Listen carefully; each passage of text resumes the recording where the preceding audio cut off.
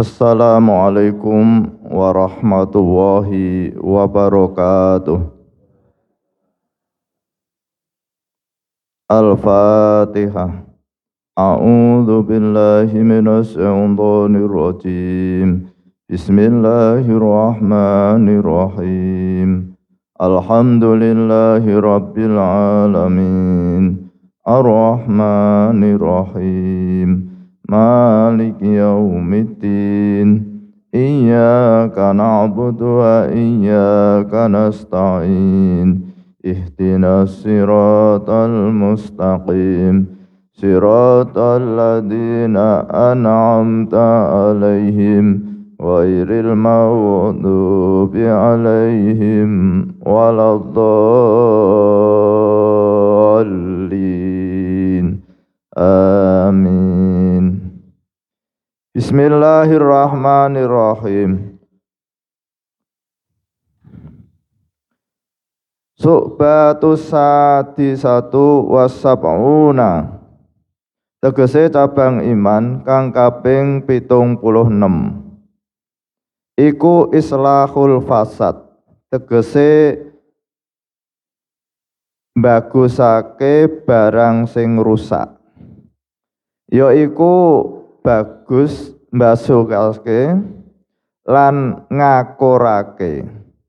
Yaiku mbagusake lan ngakurake ing wong kang padha para padu antarane wong Islam.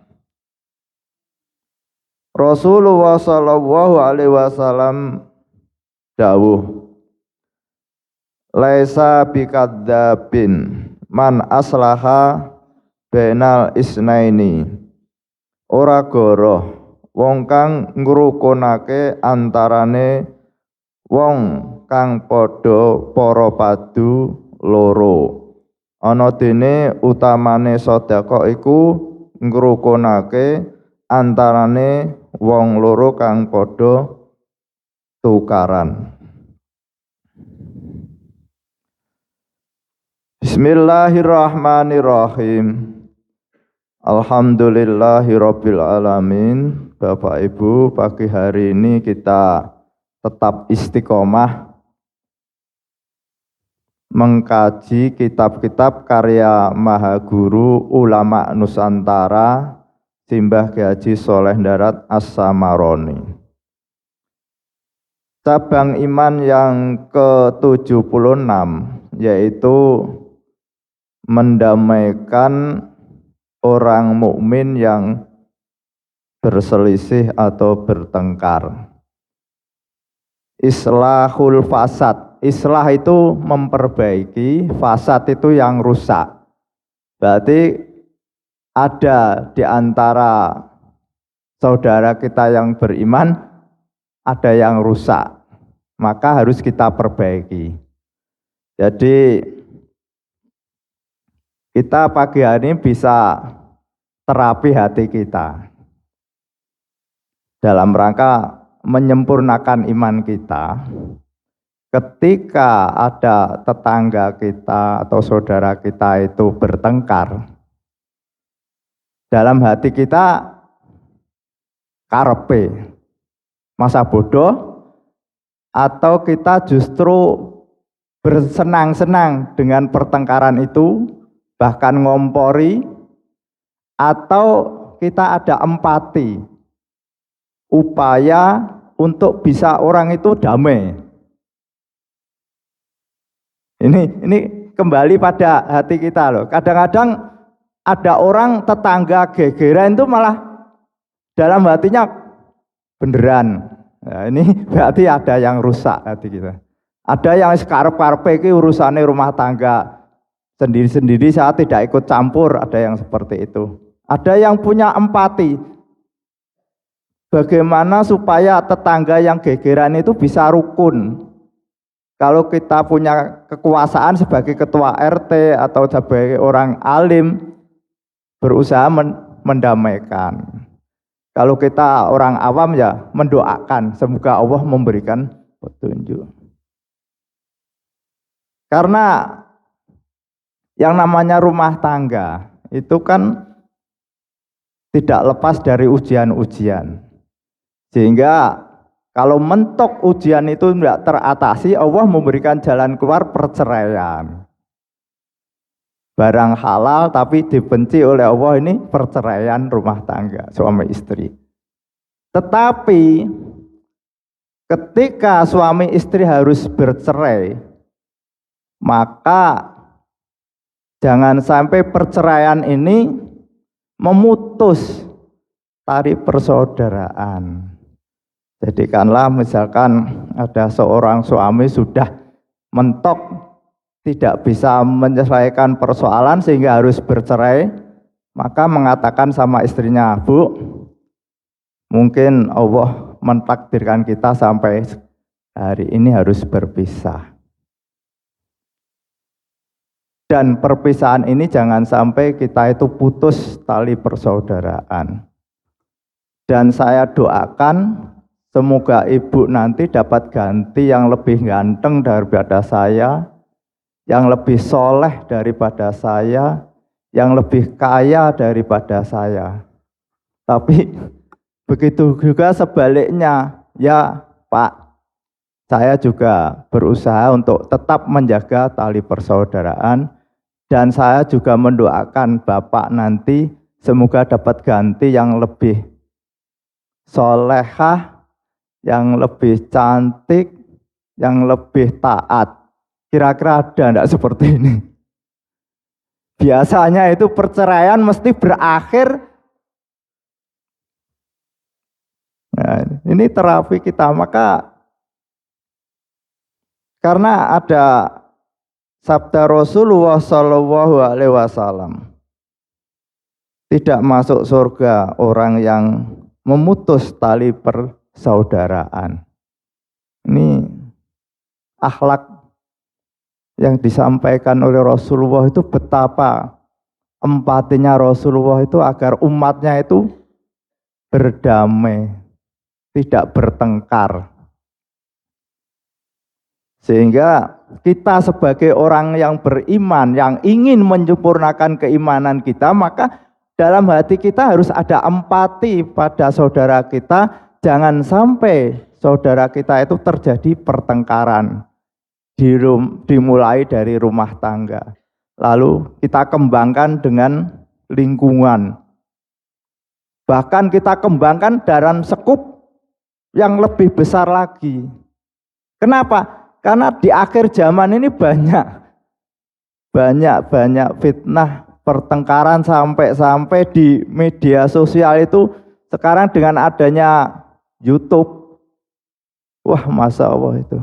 Kita sebagai orang awam berdoa karena ini sedang ada satu pertengkaran yang tingkat nasional antara Jatman dengan PBNU itu.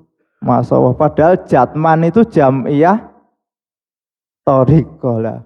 Saya sendiri juga anggota Thoriqoh. Tapi Thoriqoh itu kan membersihkan hati lah. Inilah yang saya sebagai anggota ya sebatas berdoa terus semoga berakhir dengan islah dengan kebaikan. Karena sudah sekupnya bahkan sampai internasional, ketua Sufi. Nah ini kan satu fitnah yang sangat besar bagi umat. Kita sebagai orang awam bingung. Ini gimana ini panutan kita? Ya kita berdoa semoga segera berakhir. Terus ada lagi masalah nasab antara Kiai Haji Imaduddin tesis, terus lalu dengan Mbak Alawi, Robitoh Alawiyah. Ini kan skup nasional juga, sehingga semoga aja segera berakhir dengan islah, dengan kebaikan itu. Karena kita sebagai seorang yang beriman selalu berdoa agar di antara kita itu jangan sampai ada pertengkaran. Nah kita jaga di lingkungan masjid kita, kalau saudara kita ada yang tidak mau kunut, tidak mau bersalaman, tidak mau wiridan, itu kita tetap menghargai karena dia punya badan. Yang penting sholat duhurnya 4 rakaat sama. Yang penting sholat isya 4 rakaat sama itu kunci kita cari persamaan-persamaan, jangan memperbesar perbedaan. Karena kalau kita cari perbedaan nanti kita menjadi bercerai. Akhirnya sebagaimana firman Allah Subhanahu wa taala, a'udzubillahi minasyaitonirrajim. Bismillahirrahmanirrahim. Innamal mu'minuna ikhwatun fa aslihu baina akhwaikum wattaqullaha la'allakum turhamun. Sesungguhnya innamal mu'minuna ikhwah. Sesungguhnya orang-orang mukmin itu bersaudara. Fa aslihu baina akhwaikum. Karena itu damaikanlah antara kedua saudaramu yang bertengkar atau berselisih. Wattaqullaha la'allakum turhamun. Dan bertakwalah kepada Allah agar kamu mendapat rahmat. Nah, kuncinya itu takwa. Ketika kita memegang ketakwaan pada Allah Subhanahu wa taala, yaitu melaksanakan perintah-perintahnya dan menjauhi larang-larangannya, maka rahmat Allah akan turun. Ketentraman, kedamaian itu akan turun. Dan Allah tidak akan menurunkan rahmatnya ketika di antara kita itu bertengkar, sehingga kehidupan itu tidak tentram. Bayangkan kalau kita punya musuh sedang berlawanan, hidup kita tidak akan tentram. Saya mau ke Semarang, jangan-jangan nanti di depan saya diadang orang, karena ada permusuhan. Tapi kalau kita tidak ada permusuhan, nyaman-nyaman saja, mau pergi kemana tidak ada apa-apa. Dan pikiran kita itu tenang. Tapi kalau kita punya permusuhan, sholat saja nanti mikir, kalau saya ketemu akan bicara begini-begini. Nah, itu maka ketika orang itu ada permusuhan dan tidak segera diselesaikan, maka ketenangan dan ketentraman tidak akan tercapai. Rahmat Allah akan dicabut. Suami istri yang sedang bertengkar itu sholat saja terbawa.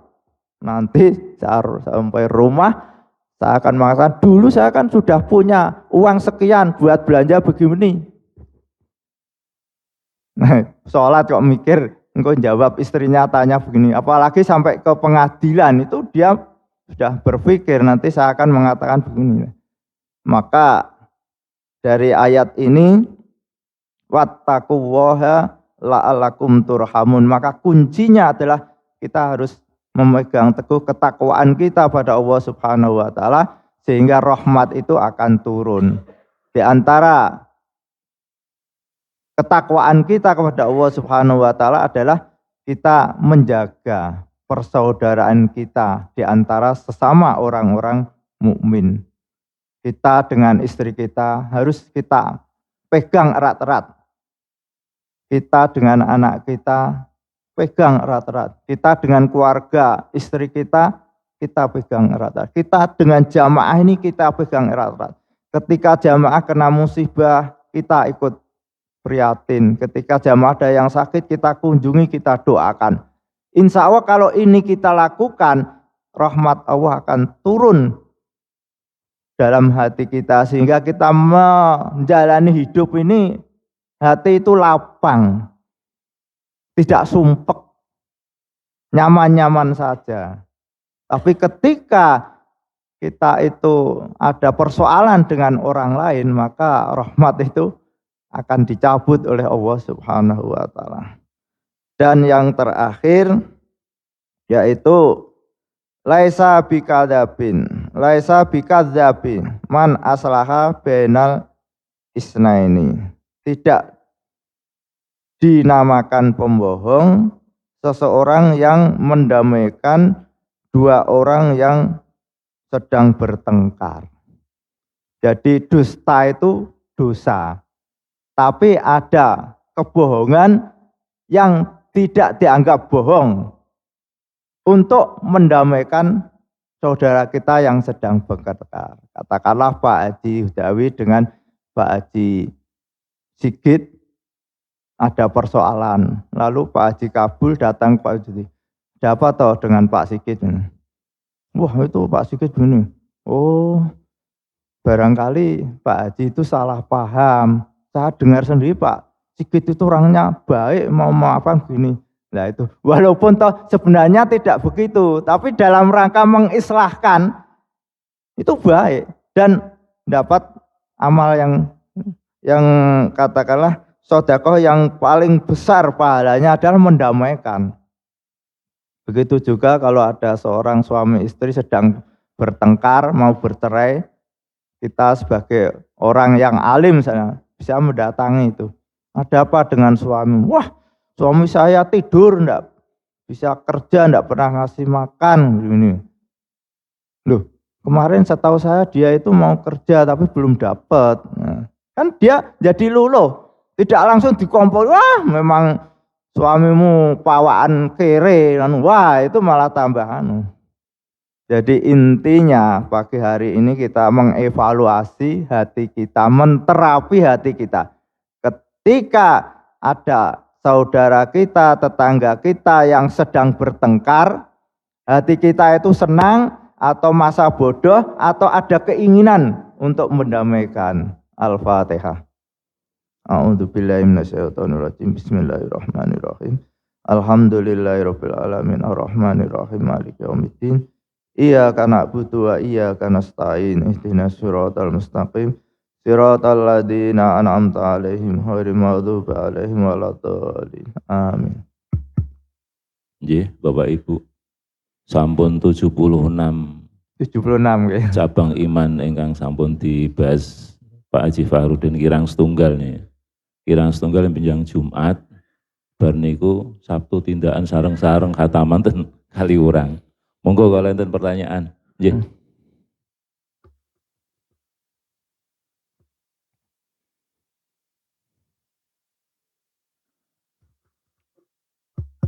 Assalamualaikum warahmatullahi wabarakatuh. Assalamualaikum. Cabang iman yang berapa tadi? Ke-76 nih. Sangat dalam praktek itu, waduh.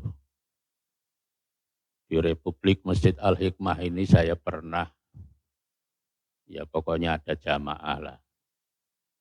Yang cerai-cerainya itu putusannya sampai di Mahkamah Agung. Coba bayangkan, pengadilan tingkat pertama, tingkat banding, tingkat kasasi. Itu artinya kan tidak mudah. Jadi cerai saja itu sampai putusan di Mahkamah Agung dan saya baca itu di internet itu saya baca. Ada juga itu sampai di Mahkamah Agung. Nah, itu yang tidak gampang. Ya artinya ini jadi perhatian kita. Kemudian yang tadi disampaikan itu, betul saya juga ikut prihatin. Dunia Islam khususnya ormas yang namanya NU, yang barangkali tadi malam itu juga ada simbol-simbol seperti itu. Hari-hari ini itu ada konflik yang luar biasa di lingkungan di mana kita banyak ada di situ. Antara PBNU dengan partai yang namanya PKB. Gara-gara soal haji yang barangkali diangkat di DPR yang namanya namanya pansus haji yang infonya itu kalau haji itu antre itu kan puluhan tahun dan ada kuota-kuota yang barangkali serta-merta orang bisa cepat bisa menunaikan ibadah haji. Kemarin kebetulan saya ke Surabaya ketemu orang yang seperti itu. Nah, itu menjadikan konflik antara PBNU dengan PKB. Tadi sudah disebutkan oleh Pak Haji Fahrudin kaitannya dengan organisasi kita juga. Thariqah Mu'tabarah An-Nahdiyah yang namanya tadi disebutkan Jatman itu. Ini sebuah organisasi yang tahun 2023 kemarin itu sebetulnya sudah habis masa organisasinya. Nah, sekarang ditangani oleh PBNU, sementara ketua yang lama itu bikin surat yang intinya itu pertemuan di Surabaya itu organisasi itu tingkat provinsi, tingkat kabupaten kota itu jangan hadir. Kira-kira begitu. Lah ini kan membingungkan juga itu.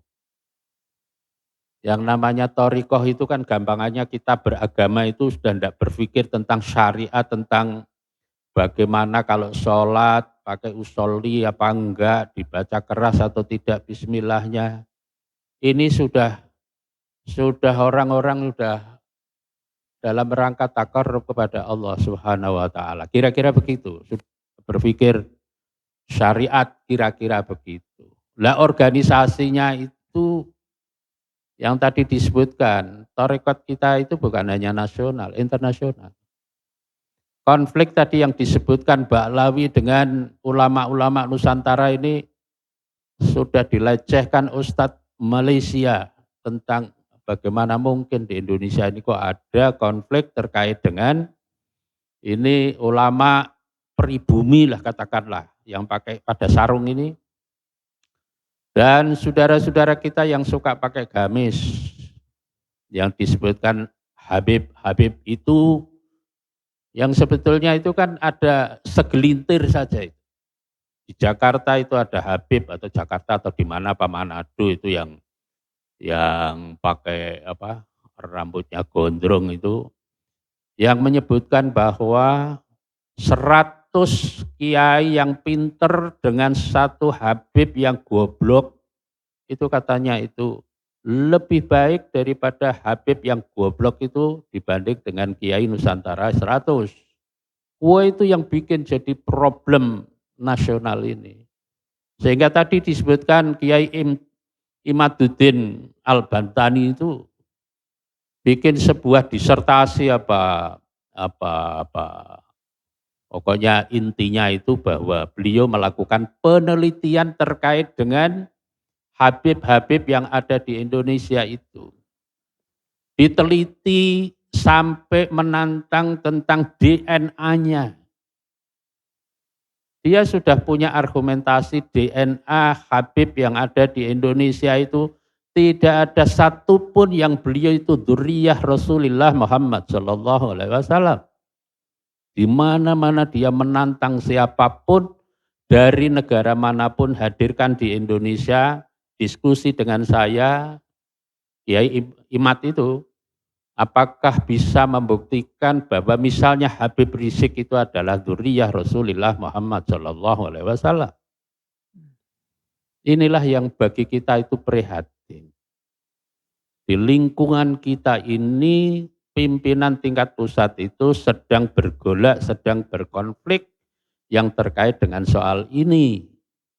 Jadi ilmu pengetahuan yang sudah sedemikian rupa modernnya itu, seorang A itu bisa diketahui DNA-nya itu sampai di mana. Beribu tahun itu pun bisa diteliti DNA-nya. Makanya pada waktu Ramadan kemarin kan saya sampaikan bahwa Polda Jawa Timur itu pernah melakukan penelitian penerbangan yang dari Juanda yang terbang ke Singapura, kalau tidak salah jatuh di Pangkalan Bun. Jatuh di Pangkalan Bun itu ada paha itu yang sudah 2 minggu itu tenggelam di laut. Diketemukannya itu pahanya siapa? Baju yang sudah 2 tahun di almari, sudah disetrika, sudah di laundry, dicocokkan itu dengan yang namanya paha yang sudah 2 minggu tenggelam di laut, itu bisa dicocokkan bahwa ini adalah paha dari seorang yang namanya ini karena akan diberikan santunan. Nah, ini luar biasa. Jadi ilmu pengetahuan tentang DNA itu bisa menunjukkan bahwa paha yang ada di laut yang sudah tenggelam 2 minggu dicocokkan dengan baju yang ada di almari yang sudah 2 tahun atau 3 tahun sudah dicuci, sudah disetrika. Itu keringat yang ada di sini itu menunjukkan bahwa dia itu adalah seorang tertentu. apalagi cuma KTP. Jadi DNA itu sudah bisa meneliti ribuan tahun bahwa ini keturunan dari Rasulullah Muhammad SAW atau tidak. Inilah Ibu Bapak yang kami hormati yang ingin saya sampaikan menggarisbawahi yang disampaikan oleh Pak Haji Udin, bahwa konflik itu ternyata itu tidak gampang untuk menyelesaikan. Jadi di Republik Takmir Masjid Al-Hikmah ini pernah ada satu kasus perceraian yang saya lacak itu ada putusan sampai di Mahkamah Agung. Tidak jauh-jauh, itu di sini itu ada. Ya saya tidak perlu sebutkan siapapun, pokoknya saya punya dokumen itu. Terima kasih. Assalamualaikum warahmatullahi wabarakatuh.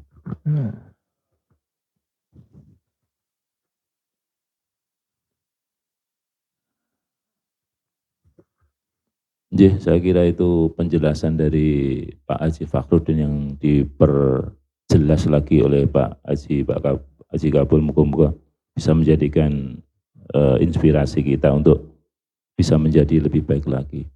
Sama pengumuman ibu-ibu, bapak-bapak yang akan derek ke Kaliurang, besok Kamis habis pengajian kita rapat untuk menentukan persiapan untuk besok Sabtunya. Kemudian usul pengajian malam Jumat. Kemudian usulan dari Pak Haji Kabul kemarin bagus juga. Kita kalau ke Haji Ahmad Dahlan itu mau tahlilan itu diizinkan apa tidak. Nah untuk resminya Pak Haji Kabul, saya juga akan mengirim surat. Jadi di sana juga ada panitia atau pengelola dari makam dan masjid di sekitar itu untuk menerima juga untuk kita ikut ziarah. Jadi nanti di sana kita juga diterima seperti yang di Solo nanti. Jadi kita lebih prepare, lebih siap, kemudian insya Allah akan lebih baik lagi, tidak seperti orang hilang Pak Kabul. Ke sana juga akan diterima oleh panitia pengelola masjid. Masjid apa namanya? Itu kemarin Pak Joko Santoso juga mengusulkan, beliau juga punya link di sana, tapi ternyata ada Pak Haji Pardi kemarin sudah kenal, malah saudara dengan pengelola makam sama masjidnya. Semoga niatan kita khataman di Kaliurang bisa menjadi kita tambahan ilmu, kemudian lancar sedaya. Ngaten matur nuwun. Assalamualaikum warahmatullahi wabarakatuh. Marilah kita cukup Pak. Oke. Marilah kita tutup taklim pagi hari ini dengan bacaan hamdalah bersama-sama. Alhamdulillahirabbil alamin. Wassalamualaikum warahmatullahi wabarakatuh.